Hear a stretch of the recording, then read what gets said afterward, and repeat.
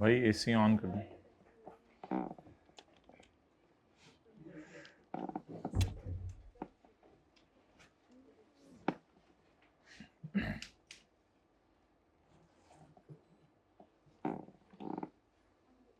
पढ़े जी अगली एडजस्टमेंट।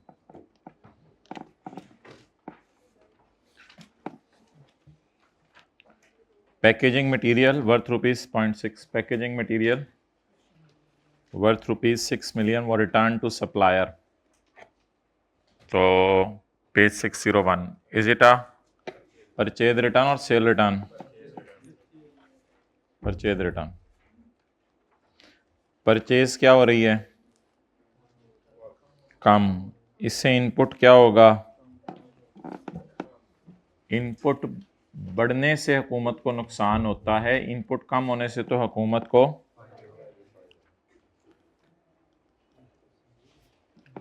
फायदा होता है। तो फरवरी वाली चीजें अगस्त में वापस कर दें तो दिन गिनने की जरूरत है या गवर्नमेंट को फायदा हो रहा है? दिन गिनने की जरूरत नहीं है। जो लोग लेट आए हैं, जब परचेज कम हो रही हो तो हुकूमत को फायदा हो रहा होता है, तो इसलिए दिन गिनने की जरूरत नहीं है। परचेज रिटर्न रिकॉर्ड करें। 6 इंटू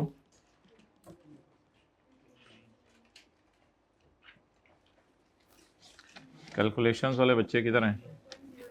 1.08, इसको 1.1 भी लिखा जा सकता है।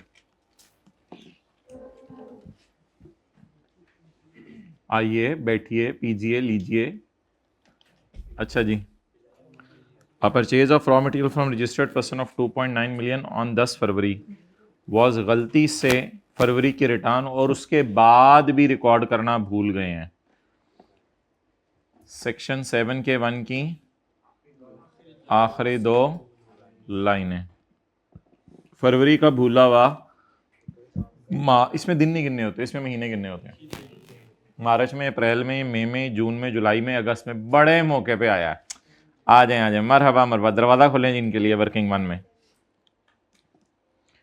ये परचेज की फिगर है, इनपुट की फिगर है? परचेज फॉर 2.9 इनटू पूरा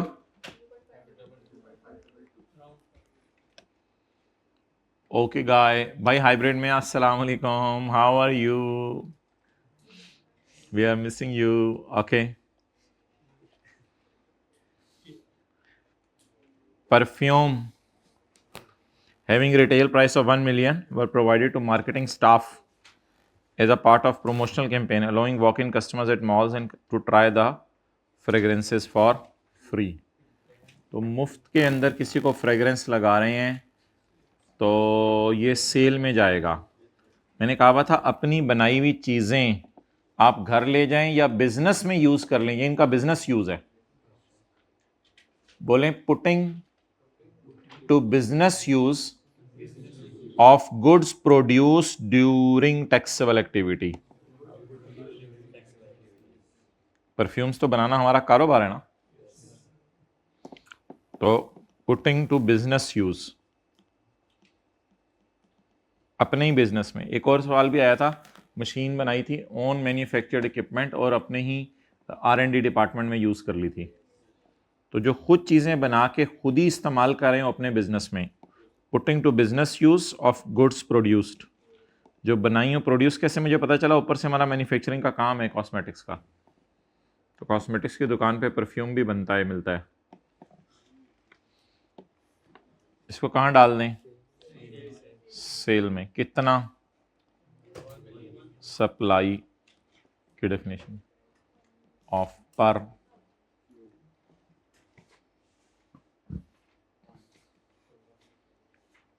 जी, इस परचेज पे 18% लगाएं।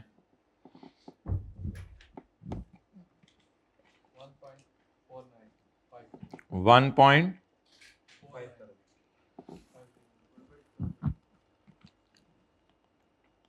इसका टोटल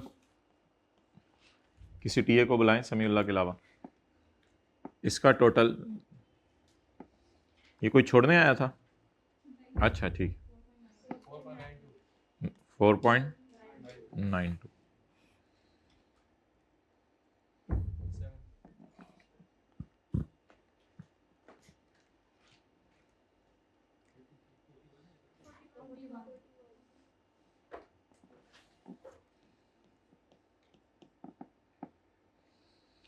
अब इसमें, इस सवाल में कहीं भी हाथ ढीला नहीं छोड़ना पड़ा। पॉज करें, कहीं भी सवाल में हाथ ढीला नहीं छोड़ना पड़ा। अच्छा जी, बस अब ये सवाल कराने की ज़रूरत नहीं है। काली को आपने इधर फेंक देने, लाल को आपने इधर फेंक के तीनों में, दोनों में पोर्शन कर देने, और इस पे बस फर्दर टैक्स नहीं लगाना, क्योंकि ये कौन सा आइटम है? और ये क्या फर्दर टैक्स डैश लिख देना, फर्दर टैक्स एट 4%, आगे डैश डाल देना, बस इस पे 4% नहीं लगाना इन पे। क्या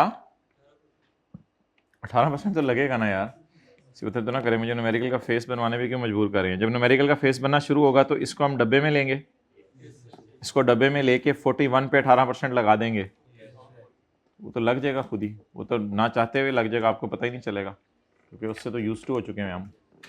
बस इस पे 3% नहीं लगाना, 4% मादरत, वो 3% पुराना था जब आप बच्चे थे और हम बड़े थे।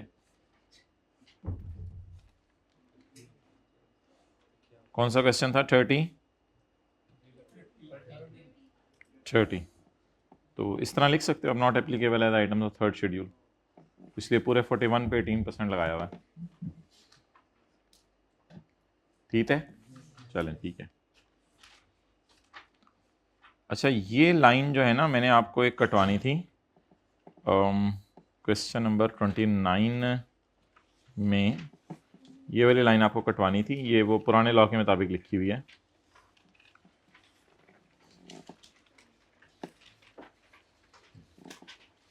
Page number 633। मैंने तो आपको क्लास में ये 3 पॉइंट लिखवा दिए थे रीजंस के तौर पे।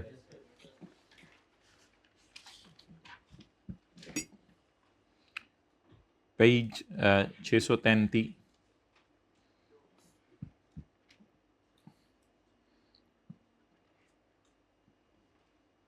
डन।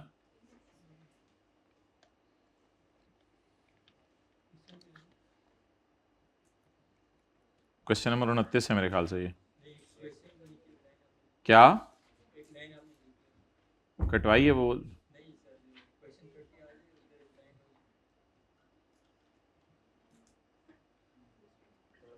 पॉज करना भाई।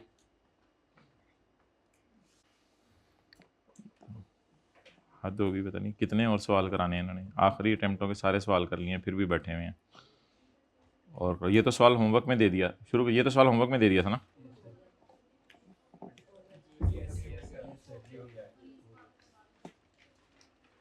ये हो गया था, ये कर लिया था, ये भी होमवर्क में दे दिया था।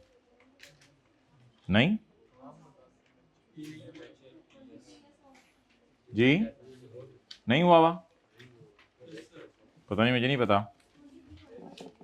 23 होमवर्क में नहीं किया ना।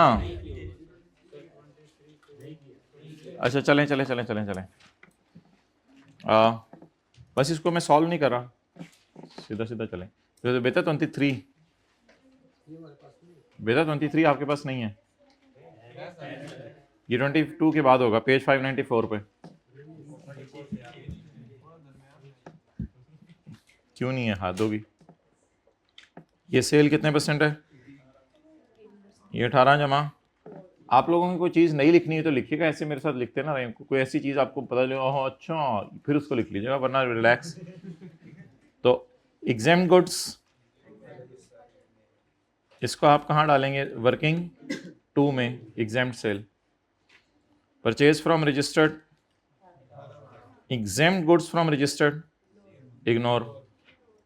गुड्स तो टैक्सेबल है लेकिन बंदा अनरजिस्टर्ड है, purchase unregistered ignore. Sale of taxable include invoice, गलती से जो हमने रशीद को इशू की है 2,70,000 की, करेक्ट अमाउंट थी 7,20,000। तो वर्किंग 1 में क्या करेंगे? -270 करके अगली लाइन डालेंगे और अगली लाइन में 720 को क्या कर देंगे, ऐड कर देंगे। Okay, supply of taxable goods to unregistered customer include sale of 365 to end consumer. Sale to end consumer का बताएं क्या करना है। अगर इधर पड़ी रही तो मसला होगा, फिर इसको कहां से कटेंगे, सेल टू, यहां से कटेंगे कितना, कट के यहां डाल देंगे 365।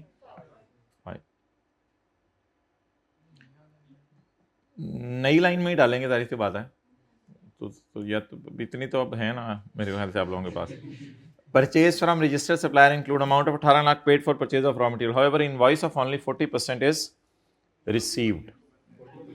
तो 40% को डेड कर देंगे, फिर अगले महीने जब इनवॉइस आएगी रिकॉर्ड कर लेंगे दोबारा। 40% इसमें से माइनस करेंगे या पूरा 18 लाख। एक तरीका ये भी हो सकता है कि 18 लाख माइनस करें और 60% को डाल दें, ये शायद ज्यादा बेहतर तरीका होगा। गुड्स डिस्क्रिपेंसी क्रेस्ट ने बता दी है, कोई मसला नहीं, खैर है, तो नॉट अलाउड है, तो इंक्लूड है तो लेस कर देंगे और नीचे एक लाइन डाल के डैश डाल देंगे। दो मशीनें A and B were required, machine A is used for taxable sale only, machine B is used for exempt sale. पिछले महीने का रिकॉर्ड नहीं हो सका मार्च का, अगले 6 महीने में रिकॉर्ड, मार्च का भूला हुआ अगस्त में रिकॉर्ड कर सकते हैं। बिजली का बिल कैश में पे हो गया, खैर है, बस इस फिगर को वर्किंग वन में डाल देंगे 95 को। Taxable sales were return by different not proper debit credit note was issued, इसको सेल रिटर्न में डाल देंगे।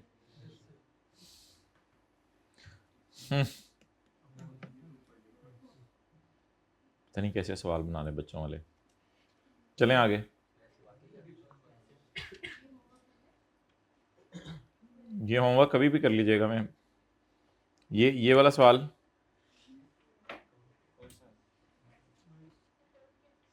ये तो कहीं और डलवा के करवा दिया हुआ है।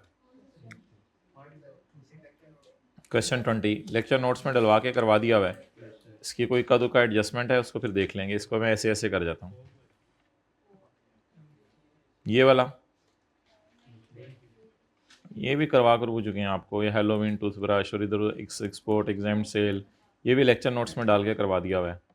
ये एडजस्टमेंट भी उसमें थी, ये सारी भी थी उसमें, ऑडिट ये भी था, सब ये सारी एडजस्टमेंट्स करवा दी हुई हैं आपको।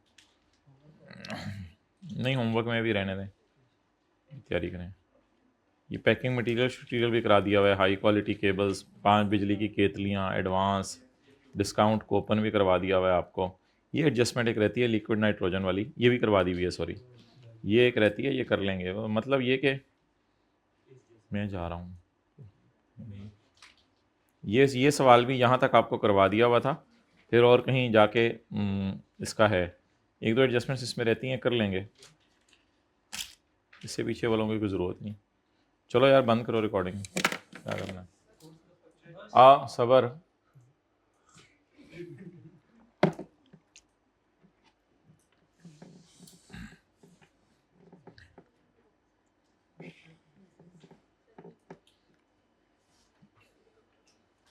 चलें कर लें इन एडजस्टमेंट्स को। ये जो हैं एडजस्टमेंट्स, अल्लाह आपका भला करे।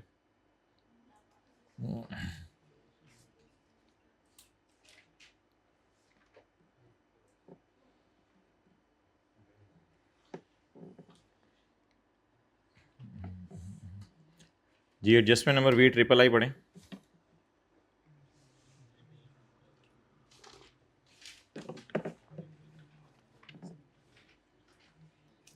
MA issued a debit note of 35,000 to Hali Brothers to rectify a mistake in MS sales invoice। भाई मुझे बताएं कि ये कौन सा सिनेरियो है चारों में से। मसला किस में निकला है, सेल इनवॉइस में। इसका मतलब है हम कौन है, सेलर।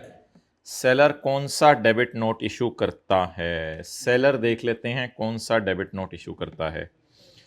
अल्लाह आपका भला करे, सेलर कौन सा डेबिट नोट इशू करता है।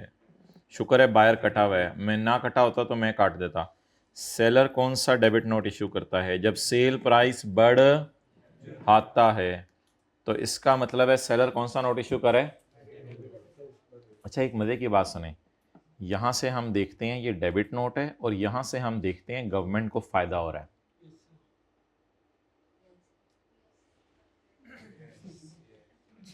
ठीक है, इस क्योंकि ये डेबिट हो रहा है इसे क्या कहते हैं?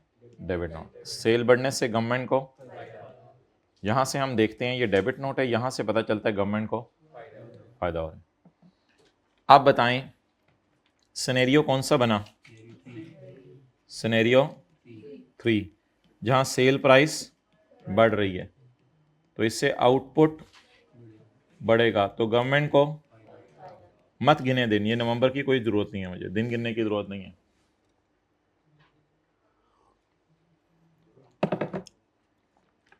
डेबिट क्रेडिट नोट की वो एडजस्टमेंट जिससे हुकूमत को नुकसान होना हो वो कितने अरसे में की जा सकती है?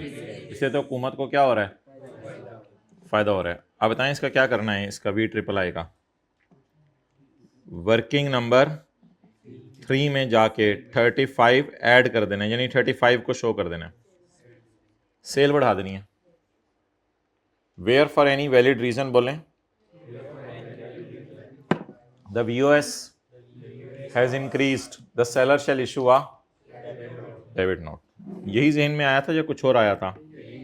यही ज़हन में आया था। अच्छा, अब ये एडजस्टमेंट मैंने आपको एक सवाल में कराई हुई थी, लेकिन देख लें।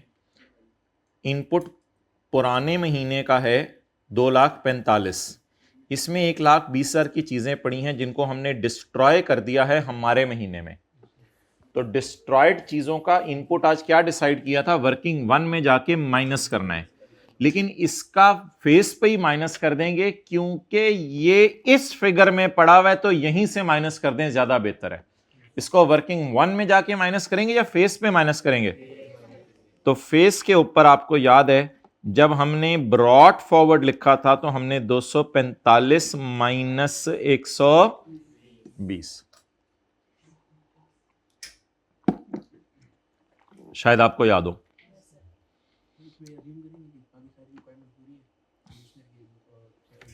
हाँ जी, ऑन यकम फरवरी 2016 MS sold 4,000 packing new caramel ice cream. 4,000 अब जरा 100 करके माइनस करेंगे और 4,000 अब जरा 160 करके डालेंगे। 4,000 ज़रब 100 करके माइनस करेंगे, फिर 4,000 ज़रब 160 करके डालेंगे। पागल है आप लोग, इंक्लूड है ही नहीं तो माइनस क्यों करेंगे? अजीब दीवाने। हाँ सुन के अच्छा, हाइट ऑफ एनीथिंग इंक्लूड नहीं है। बस एक काम करेंगे, वर्किंग 3 में जाके 4,000 ज़रब, ऐसा ही है। ओके, हमारा कारोबार क्या है? Manufacturing and distribution of. उसमें हमने एक डिटर्जेंट बनाया, डिटर्जेंट कितने रह गया? डिटर्जेंट थी CLE MA distributed free samples of detergents. क्या करना है? सेल में डाल दें। पुटिंग टू बिजनेस यूज, ये हाँ ठीक है, बिजनेस यूज समझ लें, या बस किसी को गिफ्ट दे दिया, ये इसमें आ जाएगा। ओके, पिछले वाली सारी एडजस्टमेंट्स हमने की हुई हैं क्लास में, बल्कि मुलाकात वाला सवाल हमने किया था, तो इसकी ना ये वाली सारी एडजस्टमेंट्स डाल के किया था। ये देखें, मुलाकात मीटिंग, ये देखें मुलाकात मीटिंग, ये देखें मुलाकात, ये सारी एडजस्टमेंट यहाँ तक डली हुई हैं, डिस्ट्रीब्यूटेड फ्री सैंपल तक डली हुई थी सारी एडजस्टमेंट। चलो मानते जान देना ना, वैसे तो गलत भी दसो तो मान जाने ना, इनकी टेंशन है, जो मर्जी पढ़ाओ इन्होंने। अच्छा, तो 16 भी अब आपको होमवर्क में करने की ज़रूरत नहीं, मेरी तरफ से डन हो गया। आज इन एडजस्टमेंट्स पे नज़र मार लीजिएगा। 17 में आ जाएं।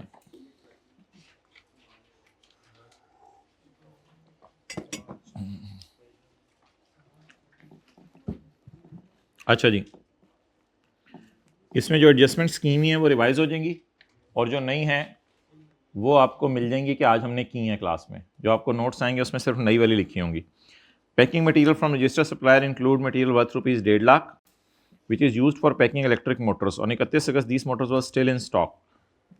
बताएं जी क्या करें, इसको परचेज में पड़ा रहने दें या परचेज से निकाल दें। ये एडजस्टमेंट क्लास में कराई हुई है, अगर आप कहते हैं मैं वहाँ जाके दिखा देता हूँ। मैंने कहा था अगर कोई चीज़ें स्टॉक में पड़ी हैं तो उस पर भी इनपुट रिकॉर्ड, कोई परेशानी वाली बात नहीं है, क्योंकि सेक्शन 7 कहता है इनपुट रिकॉर्ड कर सकते हैं ऑफ गुड्स सोल्ड और टू बी सोल्ड, तो इसलिए इसका इनपुट रिकॉर्ड हो सकता है, कोई मसला, इसको पढ़ा रहने दें। Raw material from registered supplier includes purchase of ₹80,000, the supplier has not deposited tax in government tree. तो आसान सा इसकी परचेज ऐड करेंगे। अब ये क्या है, अच्छा जी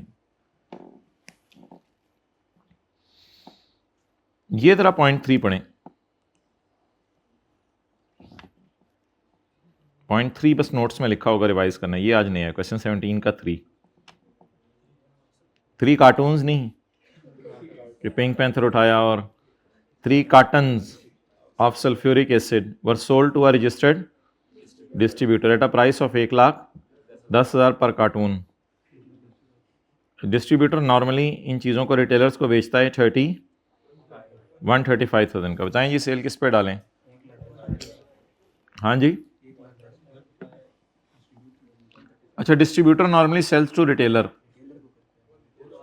और फिर रिटेलर सेल टू कंज्यूमर। ये मैं अपनी तरफ से अज्यूम कर रहा हूं 1,40,000। आप बताएं मैं सेल कितनी लूँ, 1,10,000, 1,35,000 या 1,40,000? अगर वो आगे बढ़ सकते तो मैं उससे भी आगे बढ़ सकता हूँ। भाई मेरी सेल तो 1,10,000 ही है ना। अब ये कोई थर्ड शेड्यूल के आइटम्स तो नहीं है कि वो रिटेल प्राइस का लफ्ज लिखा हुआ है, रिटेलर को बेचा, रिटेल प्राइस का लफ्ज कहीं नहीं लिखा हुआ कि रिटेल प्राइस है, और वो इस तरह का चक्कर नहीं है। मैंने चीज कितने की बेची? 1,10,000 की। मेरी सेल 1,00,000, अगले ने आगे कितने की बेच दी? 1,00,000, और उससे अगले ने आगे कितने की बेच दी? 1,40,000, और कस्टमर जो है सल्फ्यूरिक एसिड खा गया। तो अब इससे क्या फर्क पड़ेगा, जहां तक मर्जी पहुंच जाओ फिर। तो बस इसमें VOS क्या है? 1,10,000। अच्छा जी,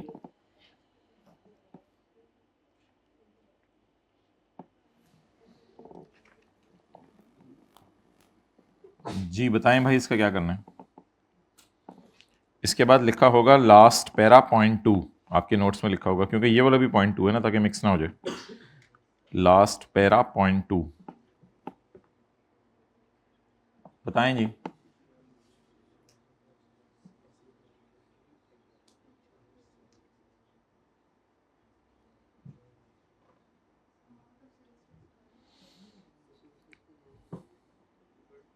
ये आउटपुट बढ़ाना है या कम करना है?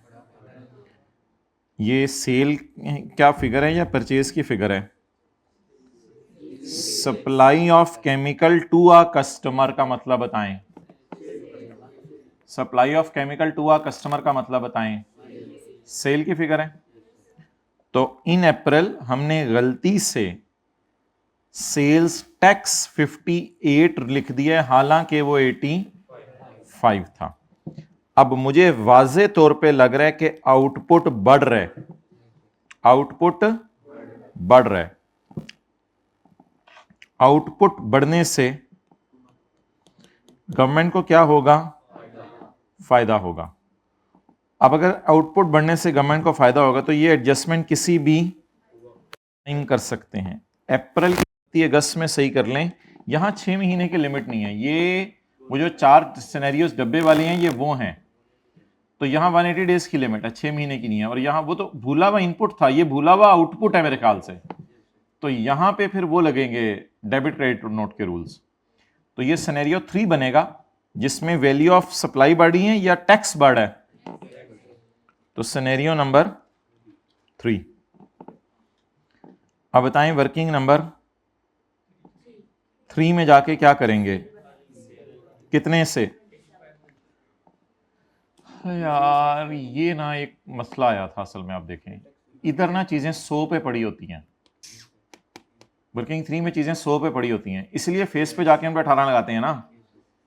अब मेरा ये मशवरा है कि ऐसा ना करें।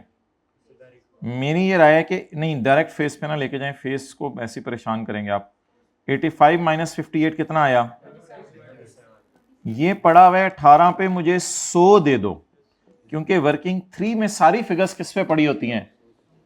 इसकी लॉजिक ये है कि वर्किंग 3 के टोटल पे हम फेस पे जाके 18 लगाते हैं, तो वो फिगर 100 पे पड़ी हुई थी ना। So that was a bit अजीब adjustment tested some years back. 6-7 साल पहले ये एडजस्टमेंट आई थी। ये इस तरह की ग्रॉसिंग अब हमने पहली दफा की है, लेकिन इसके लिए आपको पता होना चाहिए कि वर्किंग 3 वाली फिगर्स किस पे पड़ी होती हैं? 100 पे। तो इसको भी 100 पे ले आए, 150। तो वर्किंग 3 लिख के इसको यहां लिख दें।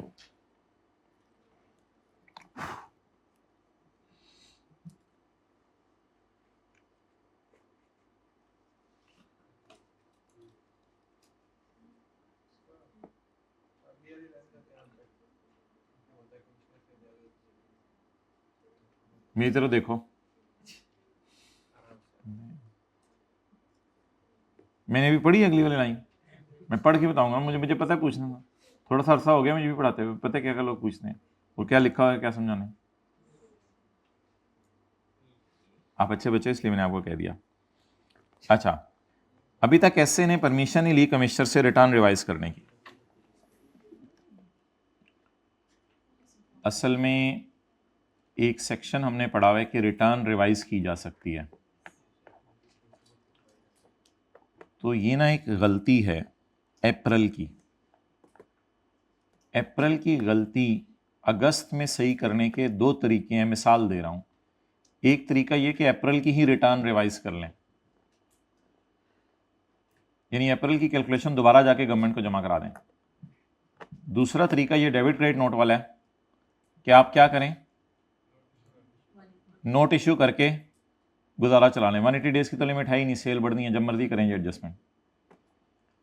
तो पुराने महीने की गलती सही करने के 2 तरीके होते हैं, या तो इस महीने में सही कर लें या पुराने महीने की रिटर्न दोबारा जमा करा दें। अभी तक मैंने रिटर्न दोबारा जमा कराने की इजाजत नहीं मांगी, तो बस ठीक है, फिर तो इसी महीने सही कर लें। और अगर खुदा ना खास्ता इजाजत मांगी होती और मिल गई होती, फिर आप नोट डाल आते कि ये पुराने महीने की रिटर्न दोबारा जमा करा दो, उसी में ये गलती सही कर लेना, हमारे महीने कुछ नहीं होगा।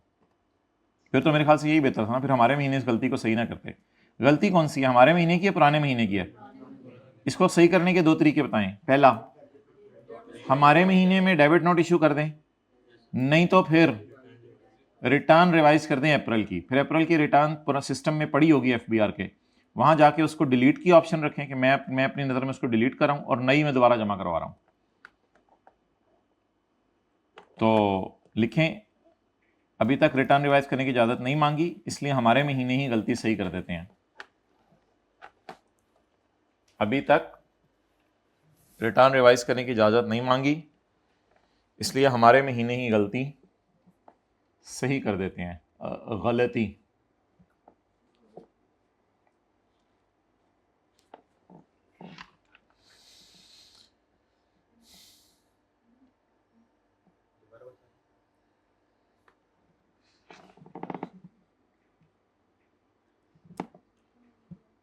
हमारे महीने नहीं, मैंने कुछ और लिखवाया था। अभी तक रिटर्न रिवाइज करने की इजाजत नहीं मांगी, इसलिए हमारे महीने में ही गलती सही कर दें। सही देख लें, साथ वाला सही लिख रहा है, आप सही लिखता भी नहीं उर्दू जब से लिखनी छोड़ी, इसलिए हमारे महीने ही उसको सही कर दें।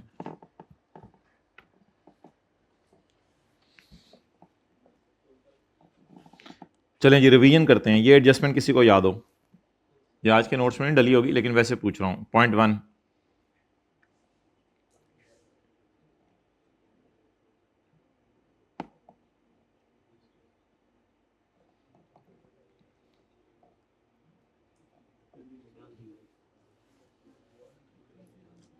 भाई ये 3 चीजें हैं, इन तीनों को अलग अलग समझ लें।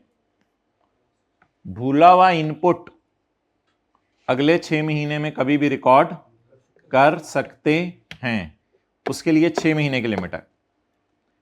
4 सिनेरियोस डेबिट क्रेडिट नोट के अगर गवर्नमेंट को फायदा दें तो जब मर्जी, नुकसान दें तो 180 डेज। एक लिमिट और है पूरे लॉ में, तीसरी जगह, वो है सेक्शन 73 में कि क्रेडिटर को पेमेंट 180 दिन में करनी है। अब मैंने आपको क्लास में गिनवाया था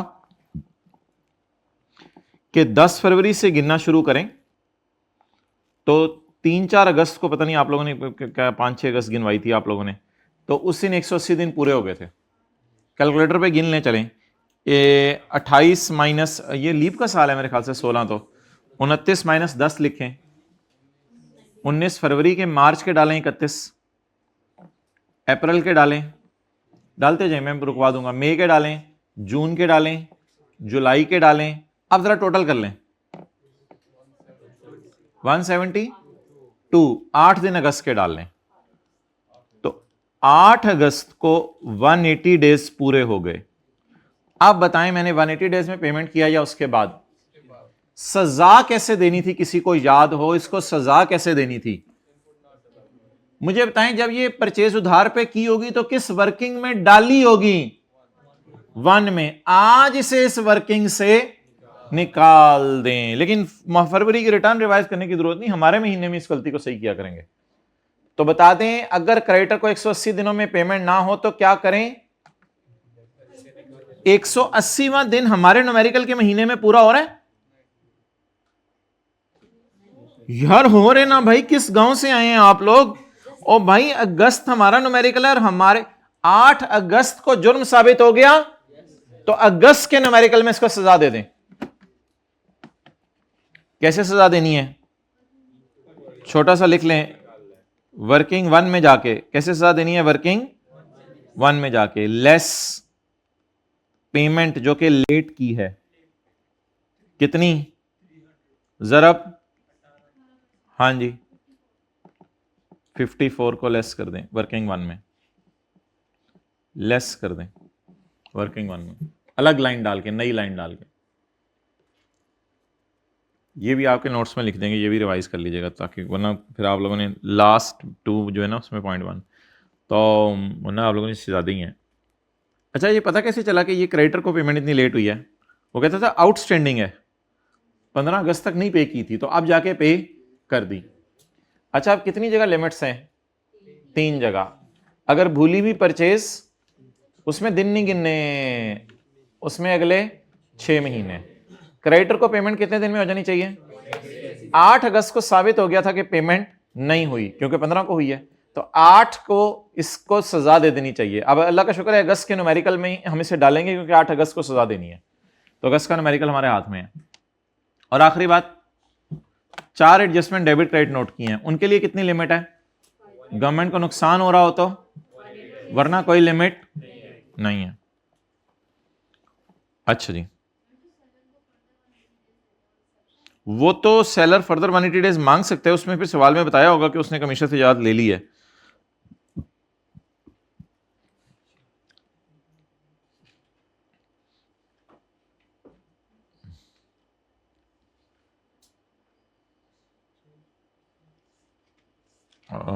एक सवाल में है, क्वेश्चन 8 का जरा 4 करें।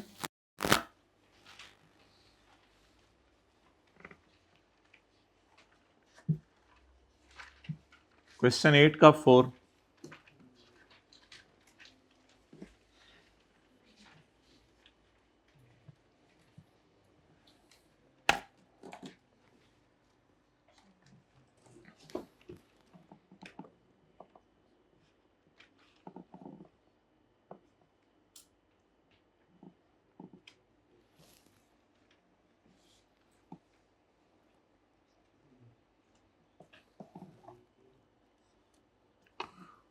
An amount of 8,20,000 on account of purchase from a registered supplier is still outstanding since जुलाई 2011।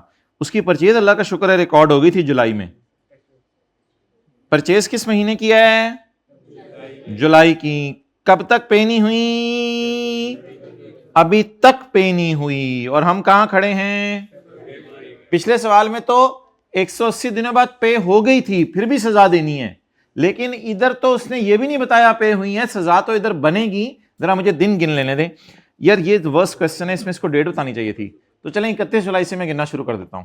31 जुलाई, जुलाई का एक दिन गिन लें, लेट से लेट गिनना शुरू करते हैं। जरा जुलाई का एक दिन कौन सा, 1 जुलाई या 31 जुलाई? फर्ज कर लें 31 जुलाई को चीजें खरीदी हैं, लेट से लेट मैं ज्यूम कर रहा हूं। लेट से लेट, फर्ज कर लें 31 जुलाई को चीजें खरीदी हैं, तो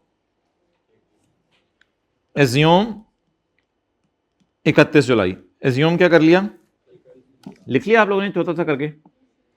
पता कैसे चला सेक्शन 73 टेस्ट हो रहा है,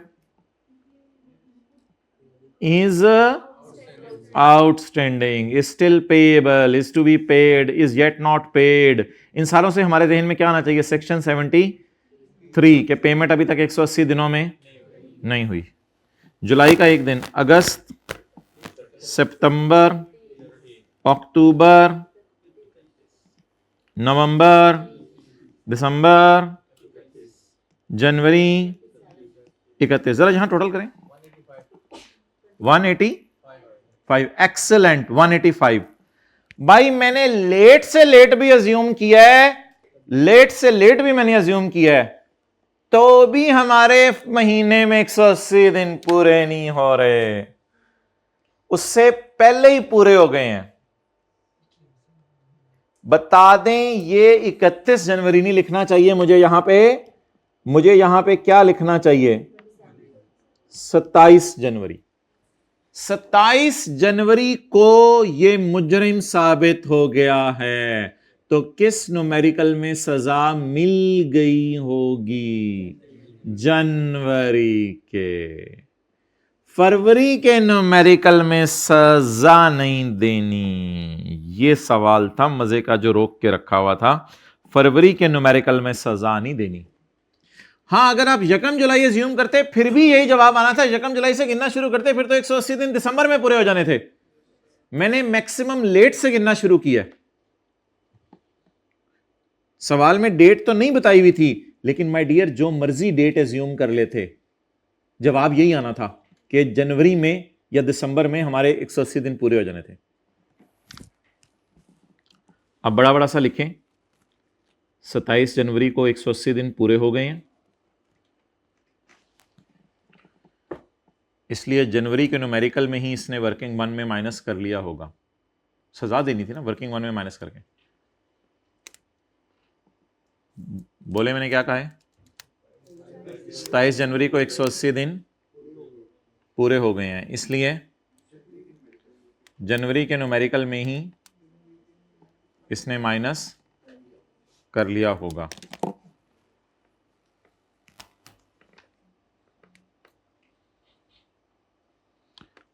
अब हमारे सवाल में क्या करेंगे यार, इग्नोर करेंगे, नहीं नोट क्या लिखना है, बस आप ऐसे करना ना, ये देखो ऐसे करना, वर्किंग 1 क्रेडिटर ऑफ जुलाई और डैश डाल देना, इग्नोर कर देना। चलें जी, आखिरी एडजस्टमेंट करें, छुट्टी। क्वेश्चन 7 के 2 की आखिरी लाइन, क्वेश्चन 7 के 2 की लास्ट लाइन,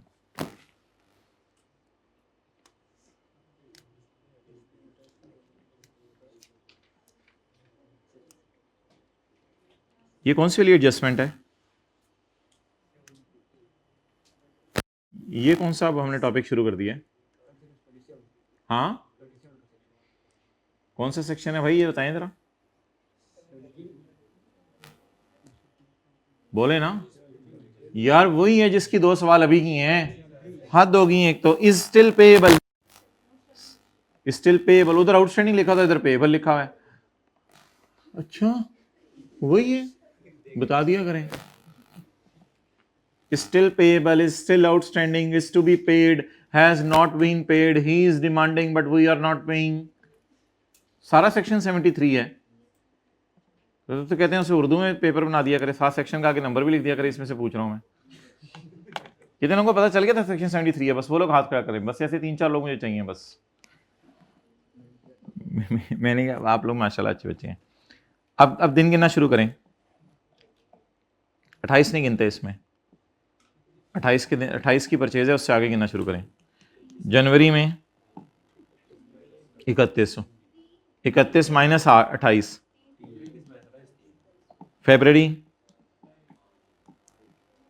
बोलें, मार्च, अप्रैल, मई, जून, जुलाई, 27।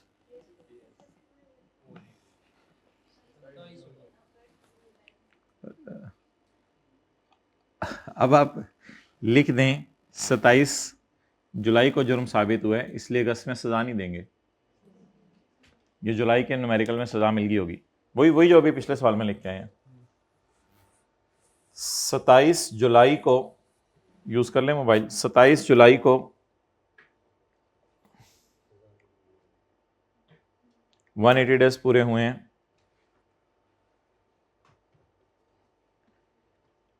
इसलिए जुलाई के न्यूमेरिकल में वर्किंग वन में माइनस हो गया होगा।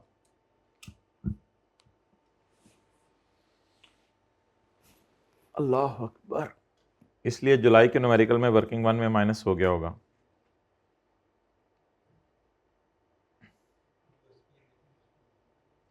ठीक है, बुलाओ यार उसको, कासिम को। इसलिए जुलाई के न्यूमेरिकल में वर्किंग वन में माइनस हो गया होगा। अब इग्नोर कर दें।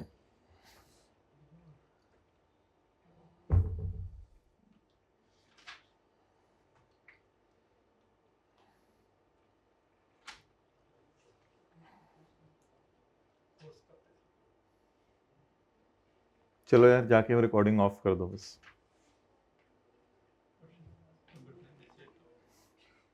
इस सारा डिलीट का बटन दबा देने तो आजा आजा आजा, ना करना ट्राई ना करो। ऐसी हो सकता है सही बटन दबाओ, लेकिन कुछ हो गया तो फिर मुझे भी कुछ हो जाना है। अच्छा चलो यार, बंद कर दो रिकॉर्डिंग, बहुत पढ़ लिया आज।